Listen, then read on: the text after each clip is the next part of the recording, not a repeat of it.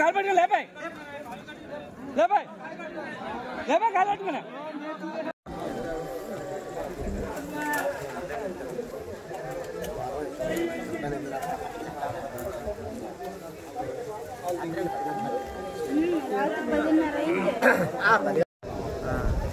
ఇద్దరు తీసుకొని అక్కడ ఆపితే వీళ్ళు ఆపేలోపు ఉడాంచి అప్పటికే తెలుసు కదా ఇలాగ జరిగింది పలానా పలానా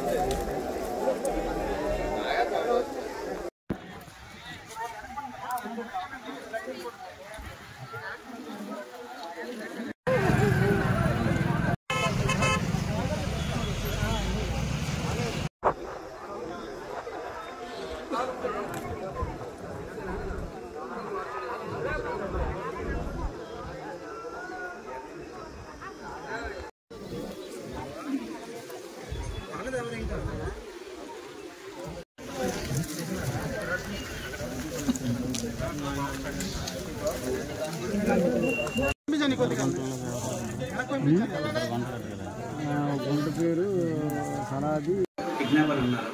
కిడ్నాప్కి జరిగిన కారణాలు వేరుంటాయని చెప్పి ఆ యాంగిల్లో వెళ్ళాం. ఇప్పుడు చనిపోయింది కాబట్టి ఆ యాంగిల్లో వెళ్తే ఇప్పుడు వారితో ఎవరైనా వైరం ఉన్నదో దాని ద్వారా మనకు తెలుసుకోవడం ఈజీ అవుతుంది.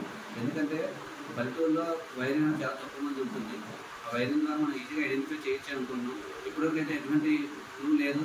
మేము పక్క ఇన్వెస్టిగేషన్లో అరెస్ట్ చేస్తాం. ఫోటోలు తీస్తే వెంకటరామపేట గ్రామానికి చెందినటువంటి ఎర్రాప్రగడ హరీష్ అనే అబ్బాయి వాళ్ళ అమ్మ చిన్న కంప్లైంట్ ఇచ్చారు.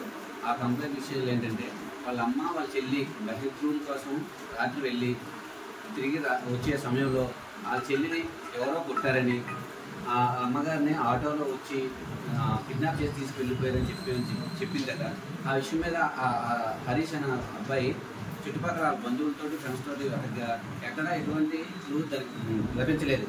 దాని మీద ఈరోజు ఉదయం పోలీస్ స్టేషన్కి వచ్చి వాళ్ళ అమ్మగారిని ఎవరో కిడ్నాప్ చేసినట్లు మన కంప్లైంట్గా కేసు రిజిస్టర్ చేయనుంది. ఆ కేసు ఇన్వెస్టిగేషన్లో భాగంగా ఈరోజు వెంకటరామపేట గ్రామం వెళ్ళి నేరస్థలం పరిశీలించగా అక్కడ ఉన్నటువంటి రక్తం మడుగులు చూస్తుంటూ పరిశీలించి తద్వారా ఇన్వెస్టిగేషన్లో భాగంగా ముందుకు వెళ్తుండగా అక్కడి నుంచి 800 మీటర్ల దూరంలో ఒక బావిలో ఒక శవం కనిపించింది. ఆ శవాన్ని బయటకు తీసి వెతికి చూడగా ఆమె ఈ కిడ్నాప్ అయినటువంటి ఎర్రాప్రగడ హరీష్ వాళ్ళ అమ్మ వెంకటలక్ష్మి అని తెలియచింది.